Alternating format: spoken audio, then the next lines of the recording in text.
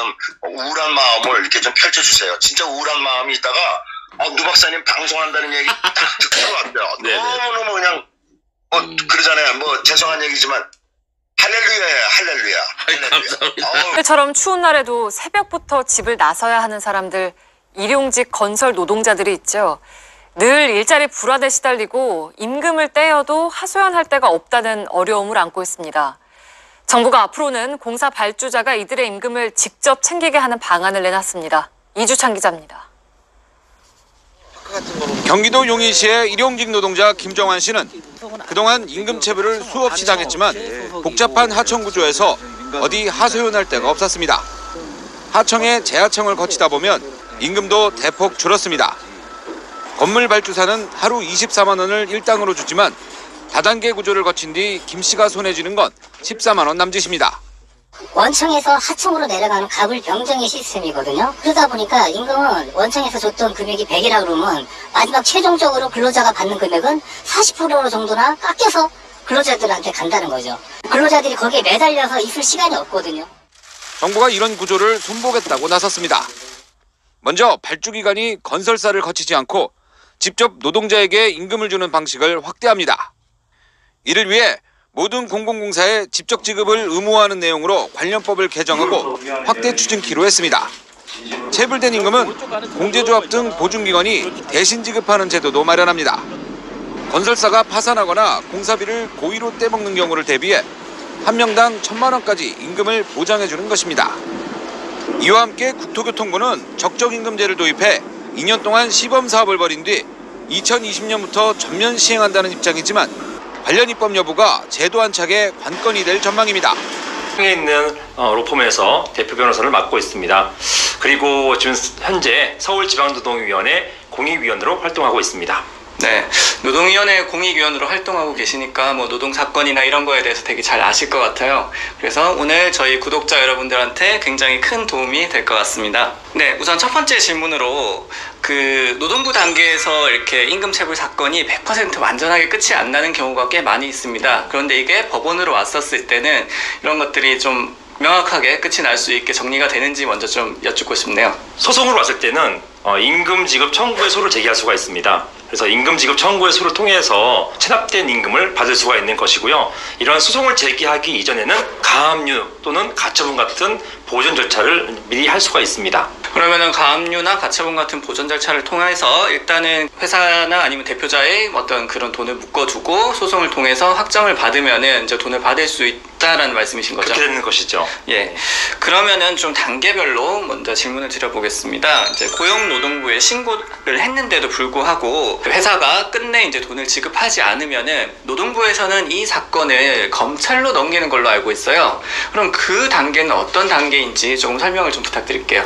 일단 고용노동부에서 근로감독관이 체불임금 사실을 확인합니다. 네. 그러면은 관할 검찰 검사에게 근로기준법 위반을 이유로 해서 기소 의견으로 송치를 합니다. 네. 그러면 이런 송치를 받은 검사는 조금 더 검토를 한 다음에 특별한 사유가 없으면 대부분 기소를 하게 되는 것이죠. 네. 그래서 이제 형사 재판이 이루어지게 되는 것입니다. 형사 재판이라고 하면은 그 임금 체불, 그러니까 돈을 주지 않은 거에 대해서 법적인 책임을 묻는 절차로 알고 있는데요.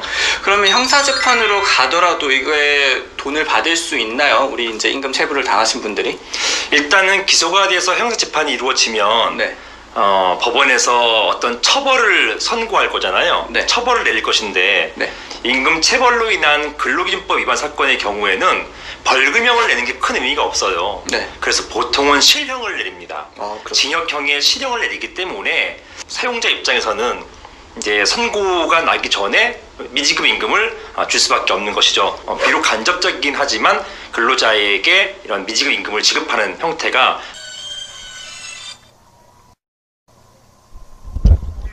네, 노 박사님 반갑습니다. 네, 반갑습니다. 혹시 제 말소리가 좀 잘 들리시나요? 여러분, 저기 말소리 지금 저희 회사는 그 회사 부지가 한 2,000평이었고 밑에 주차장까지 한 3,000평을 제가 쓰고 있었어요. 어휴, 그거 엄청나네요. 그리고 앞에 모델하우스가 3채가 있었고 예. 회사 본동이 한 100평 됐고 뒤에 그 직원들 기숙사하고 대표님, 노 박사님한테 잘 보여야겠다. 대표님, 예. 아니 직원 예, 기숙사하고 창고가 한 500평 있었고, 예? 기숙사요? 그럼 직원이 숙소가 예, 있었고, 예, 거기서 1년을 한 게 아니라 예, 예. 그 자리에 10년을 있었고요. 예? 10년이요? 오. 10년을 넘게 있었고, 예. 예? 코코레인, 뭐, 덤프차, 예? 예, 예. 뭐, 저희가 다 구비를 하고 있었고, 네네.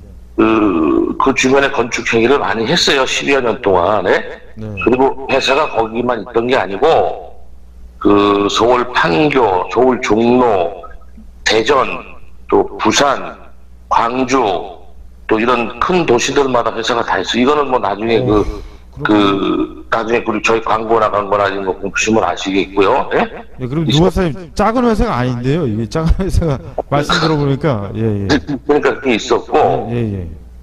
회사가 부도난 이유는, 예? 네네. 이유는 뭐 제가 무슨 그걸 편취를 하기 위해서 부도가 난 게 아니고, 아니 그러니까 누바사님 저는 하나도 모르고 증거가 없는데요. 아니, 그걸 내가 저분들이 주장을 하려면 증거를 제시해야죠. 주장하는 쪽에서 증거를 제시해야 됩니다.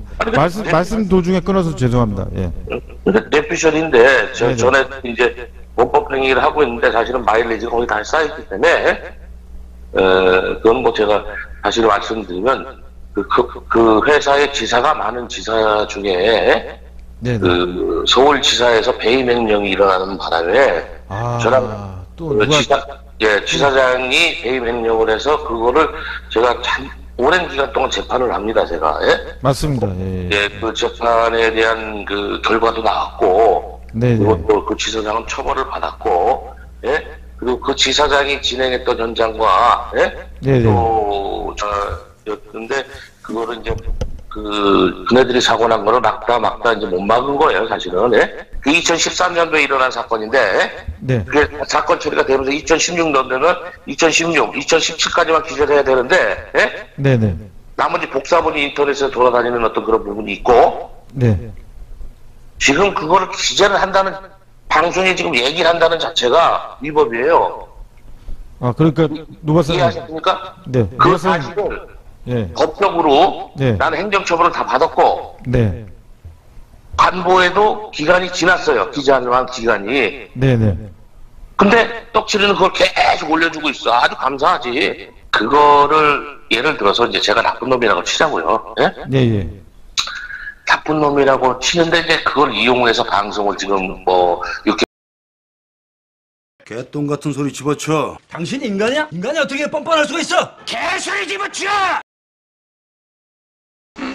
벌금형이라고 하면 어떻게 보면은 돈만 내고 나면 끝이니까 실효성이 없을 것 같은데 실형이 선고가 된다라고 하니까 꽤 이제 압박을 많이 받게 될 것 같네요. 그렇죠. 예.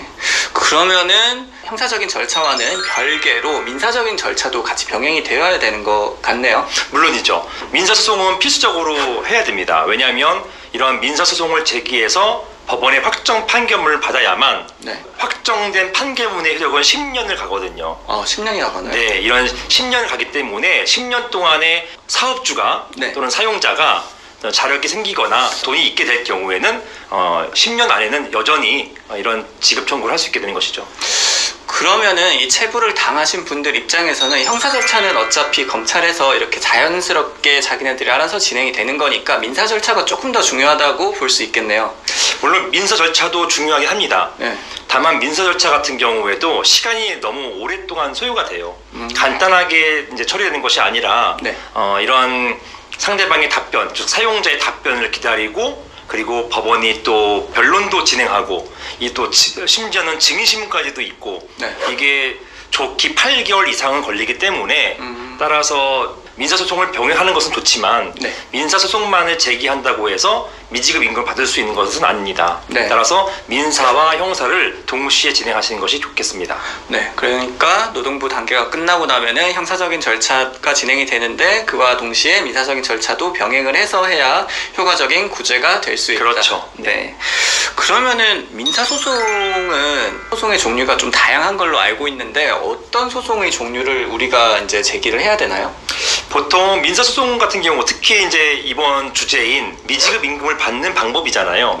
이런 경우를 할 때는 이제 금전채권이라고 해요. 이런 금전채권을 가지고서 사용자의 어떤 재산에 가압류를 하게 되는 것입니다. 네. 물론 가처분은 예외적으로 인정되는 것이고요. 이런 금전 채권을 청구할 때는 대부분 가압류를 하게 됩니다. 네. 이런 가압류라고 하는 보전 처분을 먼저 하고요. 네. 이것도 법원의 신청과 또한 법원의 결정이 있어야 됩니다. 네. 그 다음에 이런 보전 처분이 있은 이후에 본안소송이라고 해서 네. 임금 지급 청구에 소라는 것이 있습니다. 네. 이런 소송을 제기하게 되는 것입니다. 네.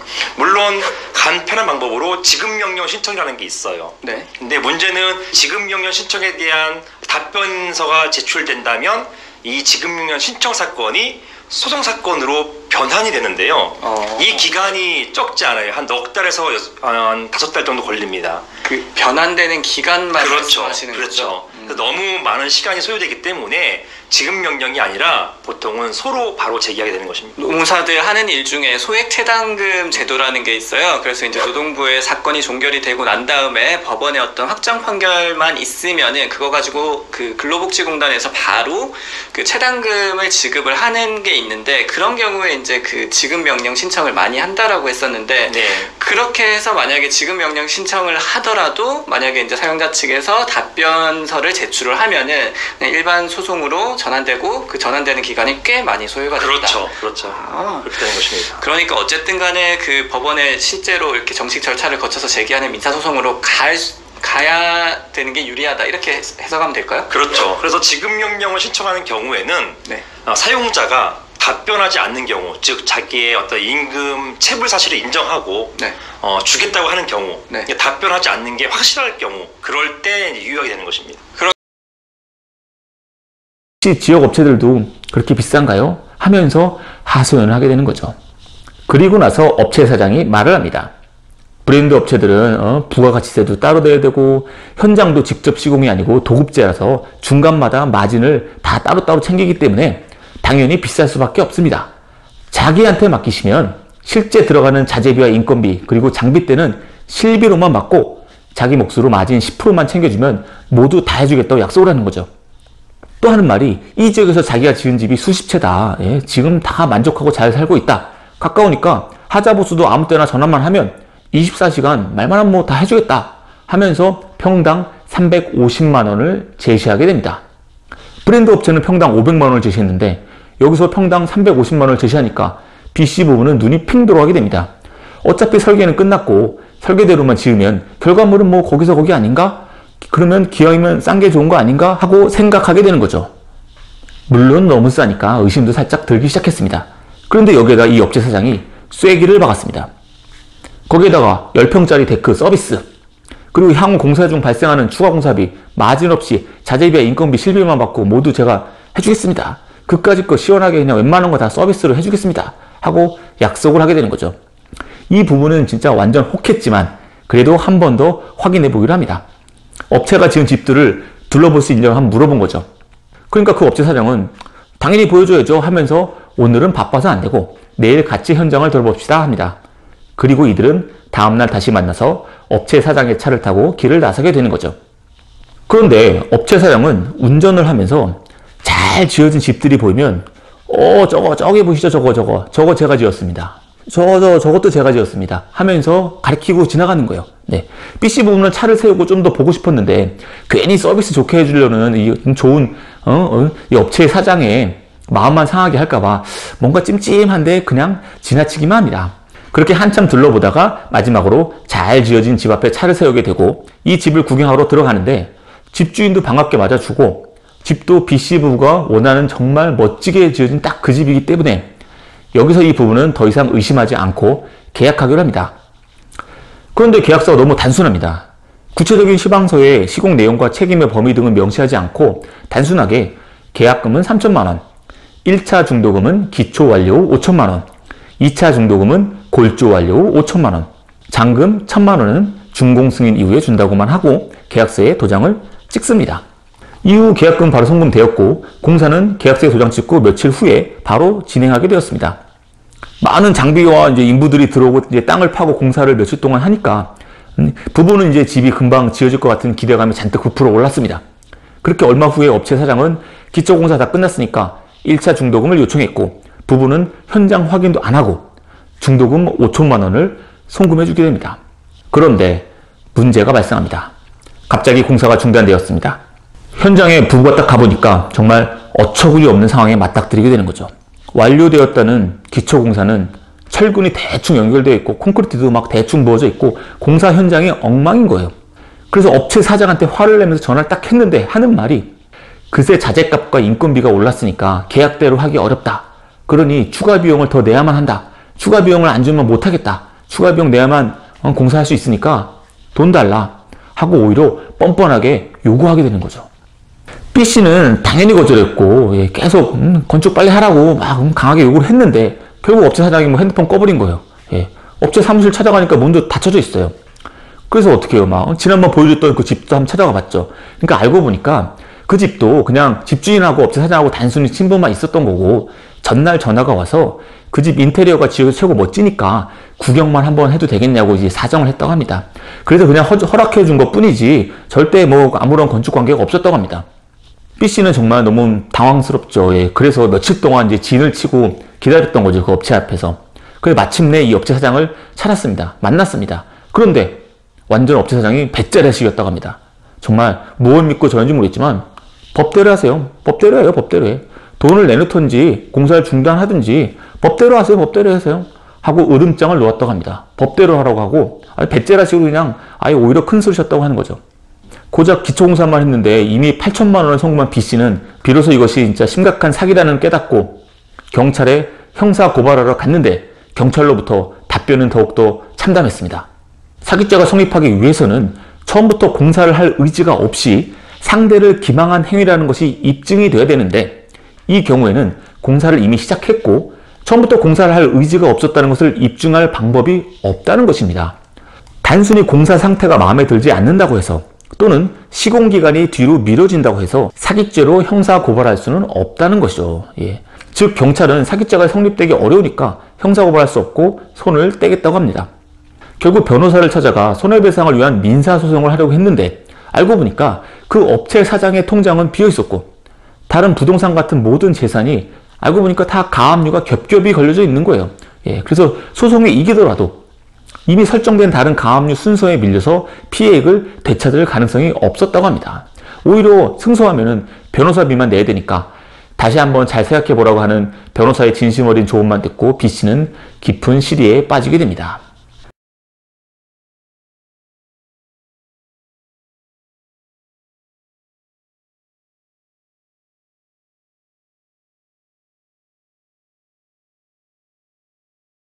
액수는 얼마 정도 돼요? 그 피해액이?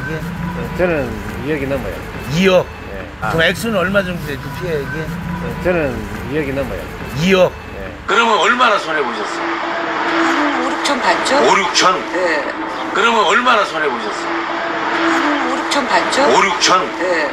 값은 다도 돈 달래서 우리는 사람 믿으니까 다 줬어. 결국은 20%는 우리가 20%는 우리 돈 가지고 마무리 다 안 하고 등기를 안 해주고 가지고 막 동생이만 목을 죽일 놈 살릴 놈 해가지고 우리 등기 딱 받고 며칠 안 있어서 날랐어요.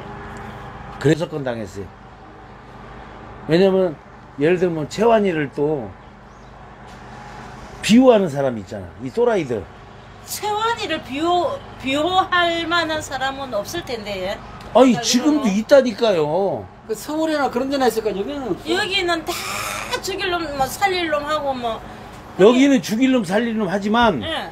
채환이가 유튜브를 하면서 이 현올림으로 맞습니다. 말은 엄청 잘하죠. 말 잘하죠. 예, 그 사람 따라갈 사람이 없어요. 정말이죠. 예. 저도 그래. 그리고 저번주에 이틀 있다 와서 이제 여기 주변 분들 만나고 오늘 저 건너편 강 건너 가가지고 이제 막 수소문에 집집마다 막 다 찾아가지고 여기 이제 집 이거 저 목재하고 손해를 좀 많이 봤죠. 그러겠지 뭐 안 볼 사람이 없으니까. 근데 막 거기에 화가 나가고 처음에는 죽일 놈 살릴 놈 하고 막 이래 했지만은 그래도 저는 다행히 도망가기 막 일주일 전에 이 집을 내가 내 앞으로 우리 집 앞으로 받은 것만 대해서만 감사하게 생각하고 그렇죠. 있어요. 완전히 그러면 털도 안 뜯고 다 주워먹는 놈인데 그게 이게 지금 저것도 다 사모님 땅이네. 아니 원래는 우리가 태안에 우리도 도시서 기촌을 하다 보니까 아, 그렇지. 여기 오니까 그 무덤이 굉장히 크게 와닿았어요. 네, 그래서 이걸 우리가 다 살려고 하다가 무서워서 저기 너무 크게 와닿으니까 엄청 힘들더라고요. 그럼 이 땅을 먼저 샀어. 이 땅을 그래 채안이 보고 우리가 채안이 그러더라고. 사모님 그러면 이 집을 그래서 우리 나 아기를 키우니까 사모님만 조용하게 같이 이렇게 지어갖고 마당 터놓고 삽시다 해서 너무 수수한 마음으로 그런만 그렇게 해갖고 그때의 땅값을 절반 딱 땅값을 줬어요. 이 절반만. 요것만. 예. 그랬는데 나중에는 알고 보니까 저 뒤에 이 뒤에도 사실은 절반을 하면 뒤 길까지 다 내가 샀는데 결국은 저거는 나중에 우리는 그런 걸 몰랐어. 이제 모르고 다 집을 안으면서 뒤길 이거를 저 앞으로 다 등기를 했더라고. 내 땅인데. 그렇지. 수법이 그래. 반을 뺏어가. 그게 예를 들면 다른 분들도 그런 게 있더라고. 우리 차로 위로 올라가야 돼. 그 채안이가 이제는 안 그런 줄 알았는데 아직도 그렇게 그 짓을 하고. 네, 지금도 너무 나쁜 짓을 하니까. 값을 다 돈 달래서 우리는 사람을 믿으니까 다 줬죠. 결국은 20%는 우리가 20%는 우리 돈 가지고 마무리 다 안 하고 등기를 안 해줘가지고 막 동생이 막 뭘 죽일 놈 살릴 놈 해가지고 우리 등기 딱 받고 며칠 안 있었어 날랐어요. 그래? 저희는 집 짓는다고 계약금 가져가서 땅만 다져놓고 그냥 땅만 그냥 말뚝만 막아놓고 어디에 주소지가 그럼 이 건방 사모님은 여기 사장님이셔?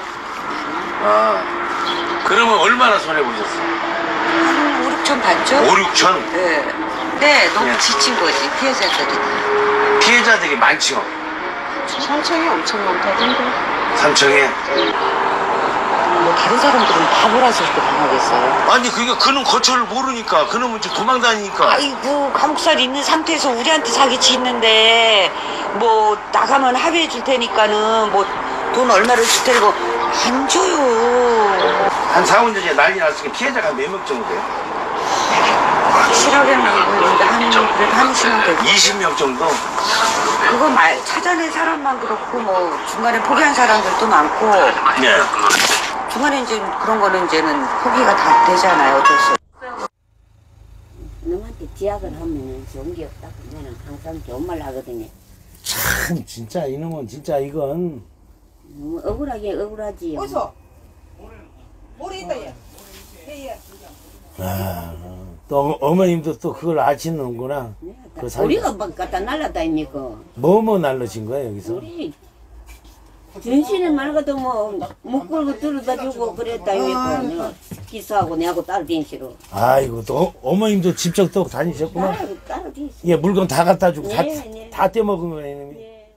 끝났으면 그 사람하고 상대를 안 하면 돼. 사람 같지 않으니까. 예, 맞아요. 사람 인간관계가 좋아야 되지. 맞잖아요. 근데 인간이 아니니까 그냥 아예. 상대 안 하니 같습니다, 막. 예, 그랬어요. 그래 말로 못 한다. 말로는 표현할 수 없다 이거죠. 고생 많이 했습니다, 제가요. 이님이 그 수십억을 그 헤쳐먹고도 말이야 인간의 탈을 쓰고 말이야 너무합니다 이 새끼. 안에 안 들어가 있어요. 안에? 예.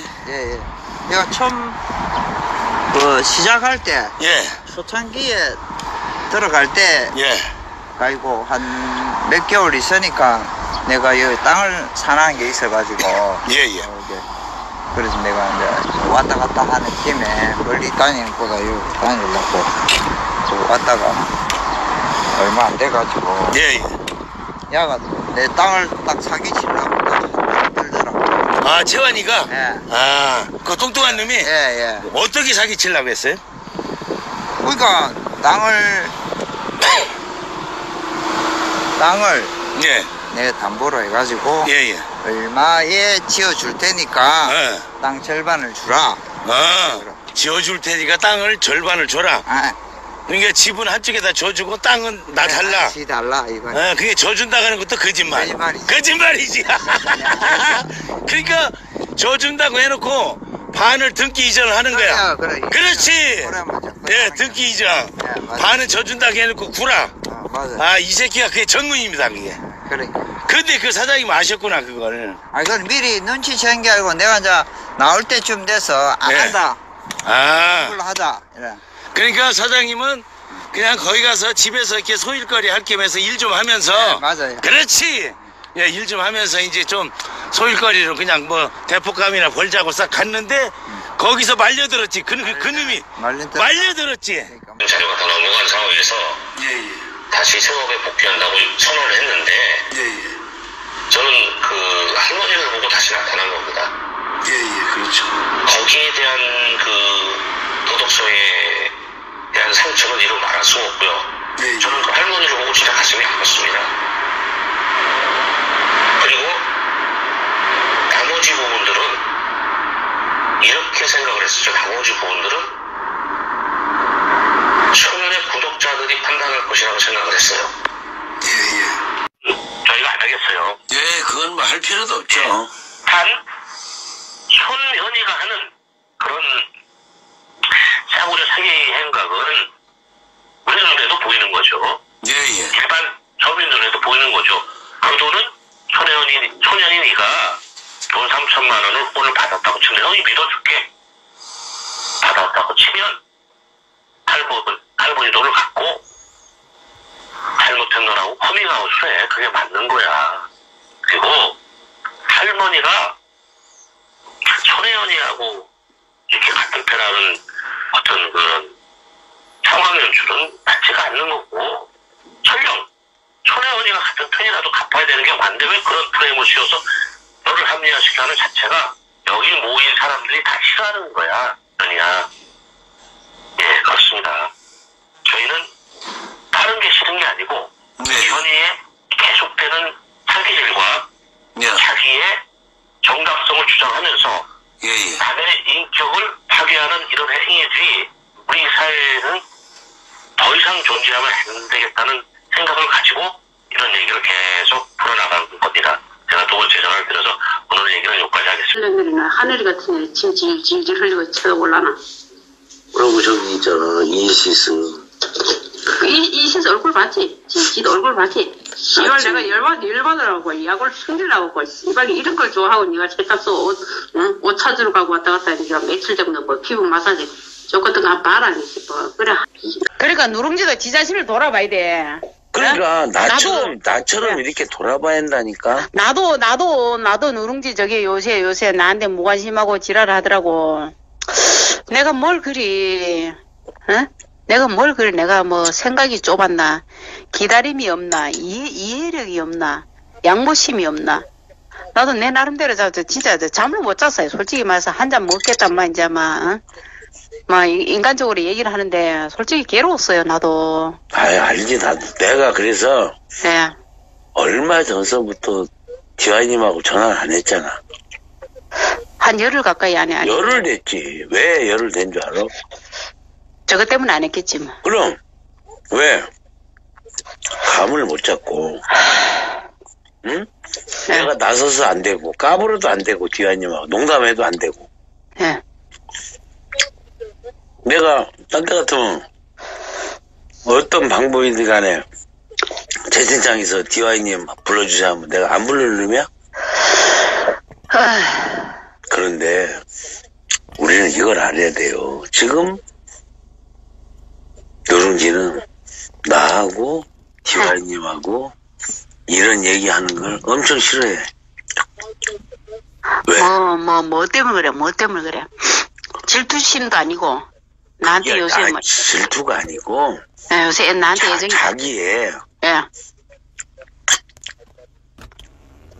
자기의 누룽지에 이게 까지는 것을 부담스러워하는 거지. 이것은 사적인 것만 이랬던 그렇지. 인간이 김도영이가 택한 남자가 이따구로밖에 생각하는 게 이따구로밖에 생각 못하나 이런 생각이 들더라고. 아니지. 불쌍할수록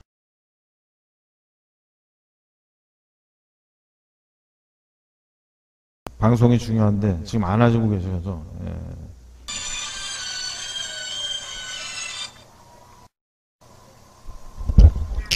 네, 노박사님 반갑습니다. 예, 반갑습니다. 혹시 그 제 말소리가 좀 잘 들리시나요? 여러분, 저기 말소리 지금 저희 회사는 그 회사 부지가 한 2,000평이었고 밑에 주차장까지 한 3,000평을 제가 쓰고 있었어요. 어휴, 그거 엄청나네요. 그리고 앞에 모델하우스가 3채가 있었고 예, 예. 회사 본동이 한 100평 됐고 뒤에 그 직원들 기숙사하고 대표님, 노박사님한테 잘 보여야겠다. 대표님, 예. 아니 직원들 예, 기숙사하고 예. 창고가 한 500평 있었고 예? 기숙사요? 그럼 직원이 숙소가 예, 있었고 예, 거기서 1, 2년을 한 게 아니라 예, 예. 그 자리에 10년을 있었고요. 예? 10년이요? 10년을 넘게 있었고 예? 코코레인 뭐 덤프차 예? 예, 예. 뭐 저희가 다 구비를 하고 있었고 네네.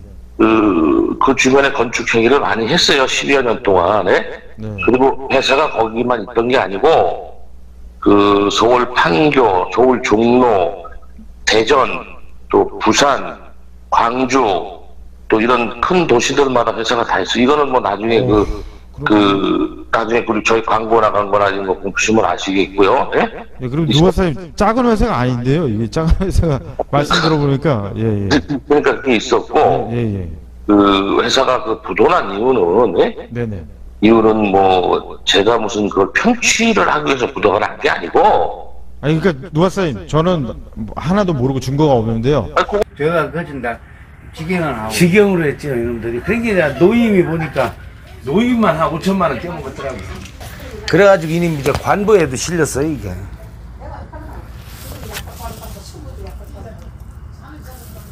예 알겠습니다 사장님. 예 고맙습니다. 아 그런 것은 뭐 문제. 왜냐면은 지금 이거 이제 저희 같은 경우는 이제 서울에서 왔거든요. 왔는데 이제 그거 이제 그 같은 그 지금 또 다른 걸로 또 사기치고 있어요 또. 지금도 할 거만 합니까? 예 지금도. 그게 지금은 안 하는데. 지금 어디 있는데요? 지금 이제 유튜버를 하면서 또 다른 또 사기를 제가 또 지금 사기를 또 고소를 해놨어요. 그렇구나 유튜브. 저도 유튜버를 하는데 산책에서 피해본 사람 많이. 돈 뗀 사람들 많죠. 많이 뛴 사람 많이 뛰세요. 며칠만 뛰세요. 집 짓다가 기초만 나고 보고에 돈 나가고 뭐 부도 내피고 그랬으니까. 집 짓다가 그냥 싹 튀어버리고. 튀어버리다보다 부도를 그때 마지막 부도를 내피기지.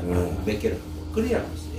지금 제가 그 산청에서 저쪽에 그 신안면에 그 외송리. 신안 그쪽에서 일을 많이 했어요. 예. 그래서 제가 거기도 갔었거든 저번 주에 내려와서. 네.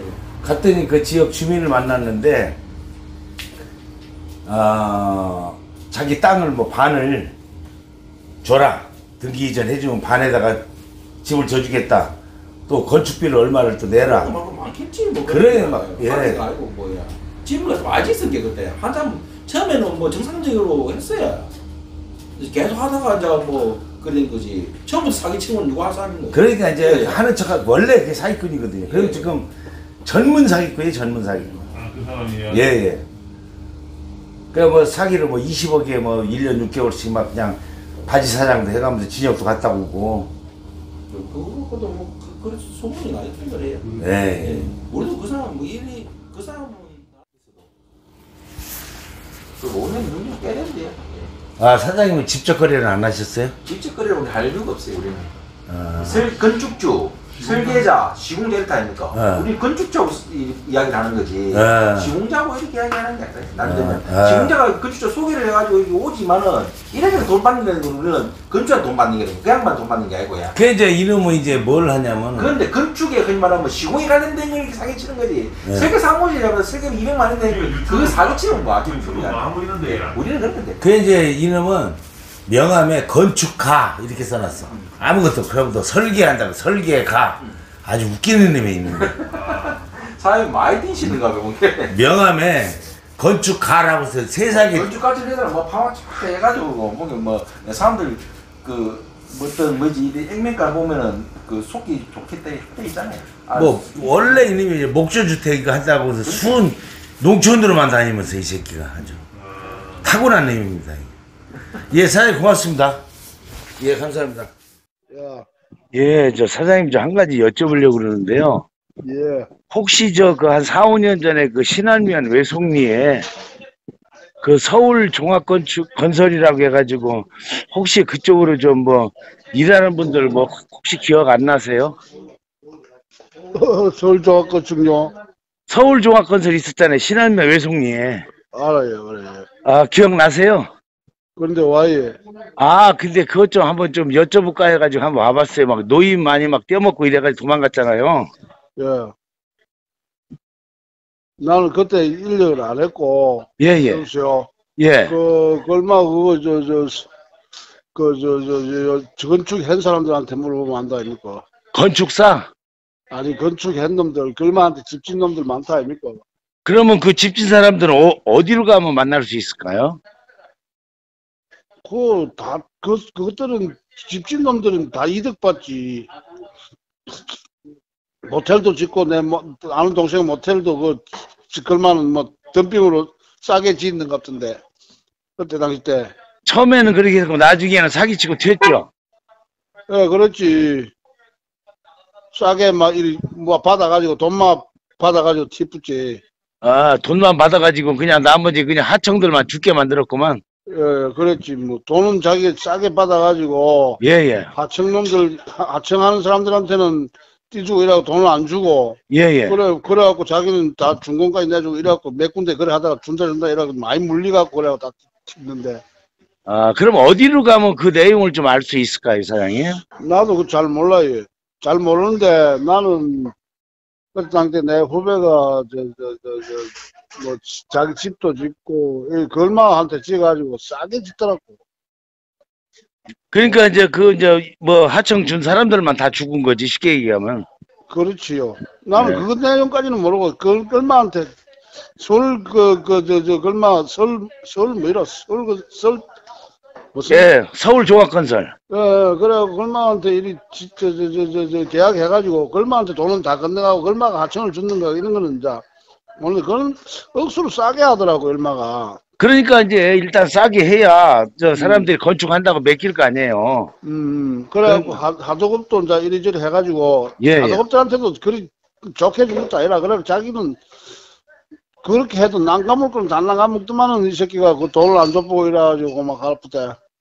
그래가지고 막 그게 이제 막 그 사기로 막 구속되고 막 그 새끼 난리 쳤는데. 날 무시한 거야. 자, 나는 얘기한다. 예.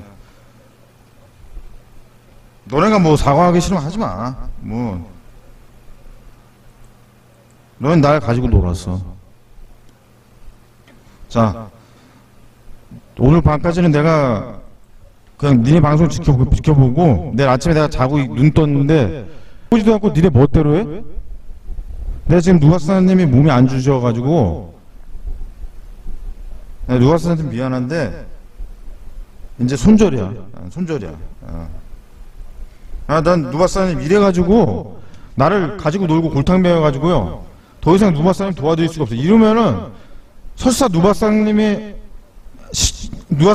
물론 안 시켰지만 뜻이 아니라 그리고 이렇게 저를 야 나를 좌로로 울러거로 앞으로 뒤침 뒤로 뒤침 뺑뺑이 돌리는 거냐? 아니면 그냥 나는 손절해. 나랑 너네 하고 손절이야. 그치? 근데 너네하고 손절하는데 내가 누가사님 실드를 어떻게 치냐? 그러니까 누가사님하고도 관계 단절이야. 그치야? 그리고 나는 있잖아 코코블루하고 얼씨구나님하고 함께 간다. 그쪽에서 내 댓글 풀어달라고 풀어줄지 안 풀어줄지 모르겠는데 그 응원하면 지지하는 걸 쓸 거야. 나는 그래. 내가 양 장군님 방에서 날 풀어줄지 안 풀어줄지 모르겠거든. 근데 난 이거 있잖아. 양 장군님이 사람하고 나하고 주고받은 카톡을 그 당시에 내가 대박이란 사람한테 카톡을 캡처를 해갖고 대박이란 사람한테 넘겨줬어. 이 사람이 나는 뭐 내보고 그 관계 에너지 뭐 이런 개소리를 하는데 관계 에너지는 나는 공익적 차원에서 나도 얘기해 준 거예요. 예? 후원금 받아가고 도박하니까 우리는 순수한 마음에 없는 놈 불쌍하다고 도와주고 했는데 후원금 갖다 도박한다니까 기가 차지. 그래갖고 이건 안 되겠다 싶어갖고 그 대박이라는 사람한테 이 사람이 이 최측근 이 사람이 이런 말이 도박 사건이 자꾸 얘기가 오고 가고 한다. 이 사람이 이런 사람이니까 정신 차려라 하는 의미에서 캡처를 해갖고 그 사람한테 보냈어. 보냈는데 그 사람이 그 다음날 소년한테 캡처를 다 보냈어요. 소년한테 캡처를 다 보냈어. 소년한테. 그래가지고 그 다음날 자고 일라니까 단톡방에 핸드폰에 단톡방에 난리가 난 거야. 난리가 났어. 그래서 나는 그 사람한테 이야기를 해줬지. 소년이 이렇게 후원금 갖고 도박한다. 알고 있어라. 알고 나는 기뜸 해준 거야. 그 공익적 차원에 뭐 내가 그걸 갖고 내 뭐 관계 에너지고 뭐 내가 뭐 그런 개소리를 하는데 윤희님 네네네 그 잘못한 게 아니에요. 그 사발타님 냉정하게 따지면 잘못한 게 아니에요. 그거는 후원금 갖고 도박하니까 알고 있으라는 의미에서 그걸 해줬는데 예 그거 이제 넘겼지. 대박이라는 사람이 넘겼지. 그래가지고 이제 소녀는 그거 보고 난리가 난 거지. 그래 그 다음날 아침에 일어나 11시쯤 돼서 카톡을 보니까 나는 몰랐어. 그때 이제 누렁이는 그린으로 알고 있었지. 단톡방에 난리가 나고 내 잠잘 때까지 기다렸지. 그래 아침에 눈 뜨니까 막 도영이 쌍년 뭐냐 뭐 처음부터 간첩이었다 뭐냐 하고 막 욕을 이빨 써는 거야. 좀 창피하더라고. 누렁이 있는 데서 그때 그린인데 누렁이 있는데 창피하더라고. 그래갖고 내가 이제 누렁이한테 전화를 했지. 이게 뭔 짓이냐, 이 개새끼 소새끼 나한테 이 뭔 욕이냐면서 막 내가 이랬지. 울면서 전화를 하니까 니는 가만히 있어. 아무 말 하지 말고 가만히 있어. 아무 말 하지 말고 가만히 있어. 예. 그러니까 니는 아무 말 하지 마. 내가 알아서 할 거니까 내가 처리할 거니까 니는 가만히 있어 이러더라고. 그래갖고 나는 이제 가만히 있었지. 그래가지고 막 이제 단톡방이 난리가 난 거예요. 단톡방이 이제 난리가 났어. 이제 막 저거 간첩이다 뭐 어쨌다 이런 난리가 난 거지. 섬진강이 그래갖고 이제 난리가 났지. 그래갖고 뭐 방을 옮기니 어쩌니 저쩌니 막 그랬지. 방도 옮기니 어쩌니 막 나가라 뭐지.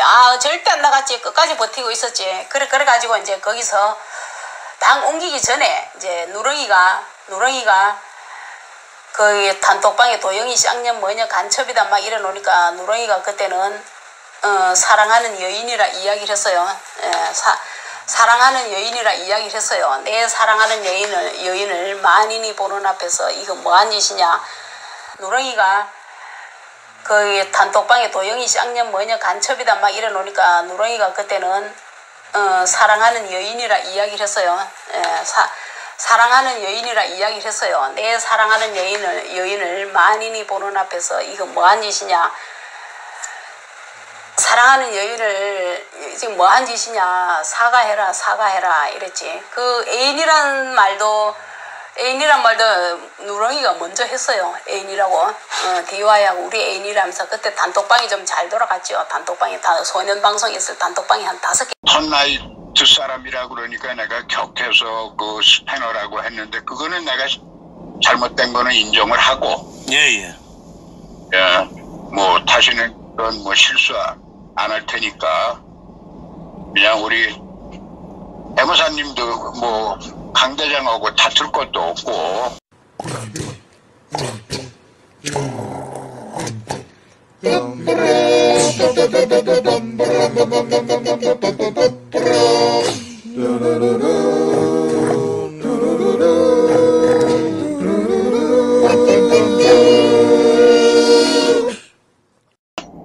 툭툭 털어 버리고요.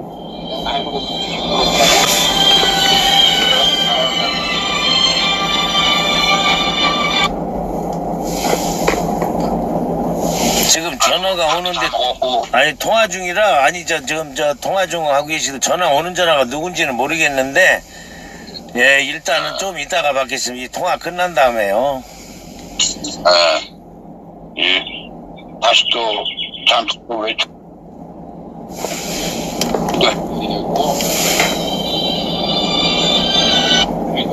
네 지금 전화 주시는 분은 통화 중이니까 예. 죄송합니다.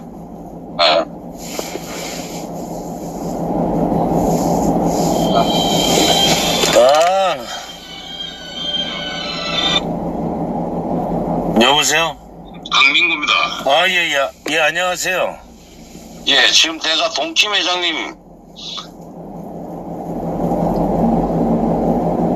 전화를 듣다가 제가 전화 드렸는데요. 아, 예, 통화 중이었습니다. 그래서 이제 끊었어요, 회장님이 저하고. 지금 동킴이라는 그 양반이 예. 사과라고 한 건데 예. 사과를 그렇게 하시나요? 어떻게 해야 될까요? 당신들이 우리를 성매매범으로 만들었잖아. 성매매범으로 만들었으면 그 영감님이 펀라이트 단원들 성매매범으로 만들어서 죄송하다 이렇게 사과를 해야 되는 거 아니냐고. 자, 그러면 제가요. 자, 만약에 그렇게 사과를 하기 싫으면 내일 당장 저는 경찰서 갑니다. 그렇게 해도 되겠냐고요? 여보세요. 아니, 원하는 대로 내가 최선을 다해서 지금 한다고 말씀을 드릴게요. 최선의 사과를 하려면 상처 입은 사람들에게 그 이상의 사과를 해야 되는 겁니다. 그래요? 그렇지 않아요? 아니, 그러니까 지금 사과를 지금 마무리하고 지금 회장님이 지금 해서 대모님 지금 어디 계세요? 왜요? 어디 계시냐고? 독서요. 제가 지금 만나러 가도 되겠습니까? 내가 가죠. 오십시오. 여기 분당입니다. 아니, 지금 방송하고 있는데 지금 만나자 뭐 하자는 거죠? 아니, 사과를 그런 식으로 대충 하고 넘어가겠다는 이야기인가? 여보세요. 지금 이 방송에서 12조는 하지 말고 12조가 아니고요. 당신들이 우리를 성매매범으로 만들었잖아. 아니, 그러니까 지금 거기에 대해서 부족하다면은 내가 더 충족을 시킬 의사가 있다고 말씀을 드리잖아요. 됐습니까? 똑바로 이야기를 하고 사과를 하려면 그 노인네한테 이야기 분명히 전해주세요. 젊은 놈들, 봉사하는 젊은 놈들 성매매범 만들어놨으면 내가 이렇게 누구한테 개 헛소리를 들어서 젊은 사람들 성매매범으로 만들어서 정말 죄송합니다. 이렇게 해야 되는 겁니다. 그러죠? 그러면 내가 말씀드릴게요. 지금 제가 이제 말씀하시는 건 제가 다 알아들었으니까 일단 이쯤에서 마무리 짓고 내가 다시 사과를 할게요. 방송 끝나고 나중에 저하고 개인적으로 좀 봅시다. 아니, 그렇게 얘기하면 나는 있잖아요. 일단은 내가 사과부터 끝내놓고 하여튼 똑바로 하시고 똑바로 하십시오. 일단은 내가 원하는 대로 충족해 줄 테니까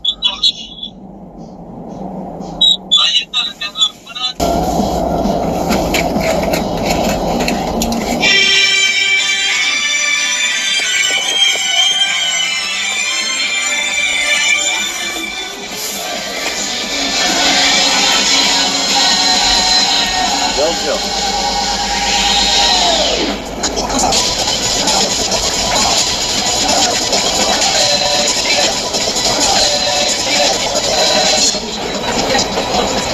만들어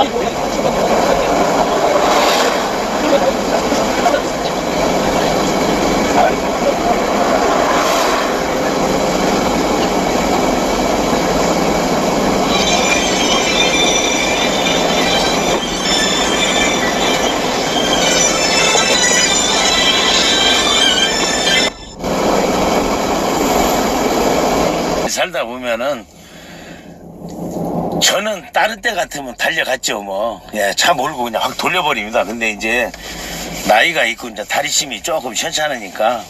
예, 자 우리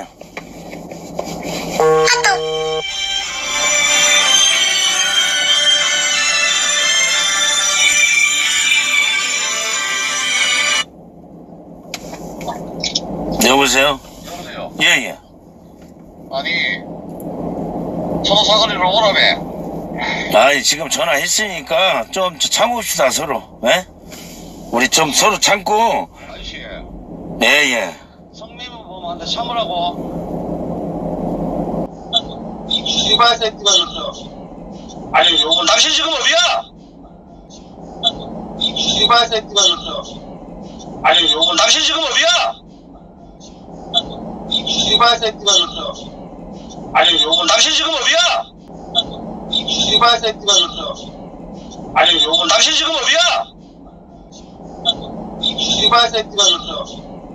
아니 요건 당신 지금 어디야? 한잔 술에 아따 좋고 취한 모임 두 잔 술에 그리워지라 좋아 얼씨가 좋다 오늘 밤도 따란딴딴 널 기다리며 쿵짝쿵짝 그라스에 잔을 비워지 아니 요건 당신 지금 어디야? 하늘에 별별처럼 모여 사는 도시락거리 내온 쌓인 볼빛 당아져서 너를 사랑해 너를 나를 살아갈 거야 진짜 너를 살아갈 거야 아니 요건 당신 지금 어디야?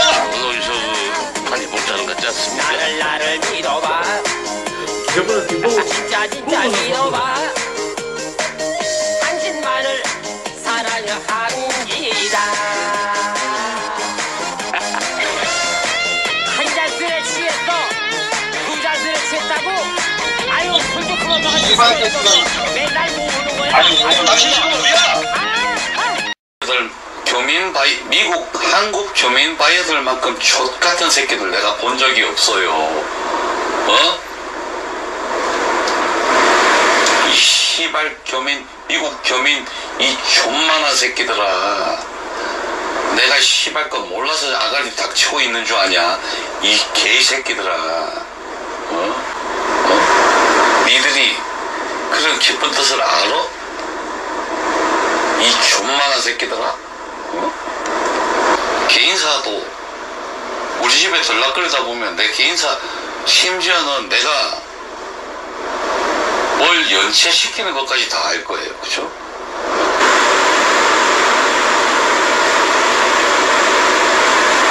지들 같으면 강남 템프로 가지 미친 족반다고 그 총골짜기 경남 고성까지 내려가냐고.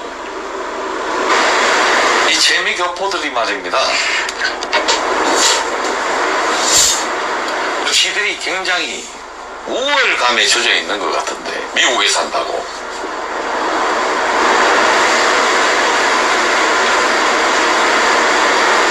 정신 차려라 이 병신 새끼들아. 미국이 좋으면 미국에 빨고 살든지. 내가 씨발 족같은 야 보지마 이 씨발 새끼들아. 와서 뭐 미국에 살면 갑질이냐 이 존만한 새끼들아. 너네 씨발 한 번만 더 와서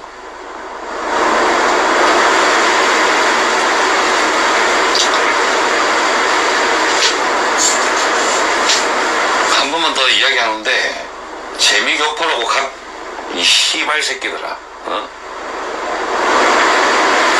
저도 도움도 안 되는 개새끼들이 아주.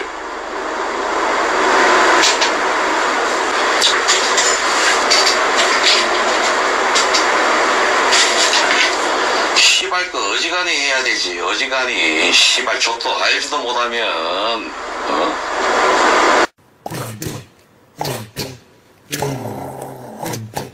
덤브레 네.